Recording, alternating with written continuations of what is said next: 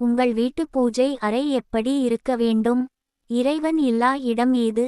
அதனால் தான் இறைவன் தூணிலும் இருப்பான் துரும்பிலும் இருப்பான் என்றனர் முன்னோர்கள். கோவில் இல்லா ஊரில் குடியிருக்க வேண்டாம் என்பது பழமொழி. நம் அனைவரின் வீட்டிலும் கட்டாயமாக இருப்பது பூஜை அறைதான். இந்த பூஜை அறை பற்றிய சில பயனுள்ள குறிப்புகளை பார்க்கலாம்.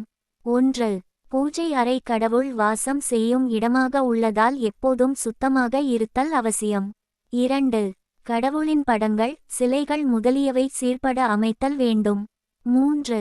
காலை மாலை நேரத்தில் வீட்டின் பூஜை அறையில் விளக்கு ஏற்றுவது சிறந்தது. 4. எப்போதும் விளக்கு ஏற்றுவதற்கு முன் காமாட்சி விளக்கிற்கு பொட்டு வைத்து பின் ஏற்ற வேண்டும். 5. உடைந்த கண்ணாடி உடைய சுவாமி படங்கள் இருந்தால் அதை உடனே அப்புறப்படுத்தி கோவில்களில் வைத்தல் வேண்டும். 6. அனைவரின் பூஜை அறையிலும் முழுமுதற்கடவுளான விநாயகரின் திருவுருவப்படம் இருக்க வேண்டும். 7. தட்சிணாமூர்த்தி மற்றும் நடராஜரின் படங்கள் இருந்தால் தெற்கு நோக்கி வைக்க வேண்டும். 8. ஒருபோதும் தெற்கு நோக்கியவாறு விளக்கை ஏற்றக்கூடாது. 9. அனுமன் காளி நரசிம்மர் போன்ற உக்ர தெய்வங்களின் படங்கள் வைப்பதை தவிர்த்தல் நல்லது. 10.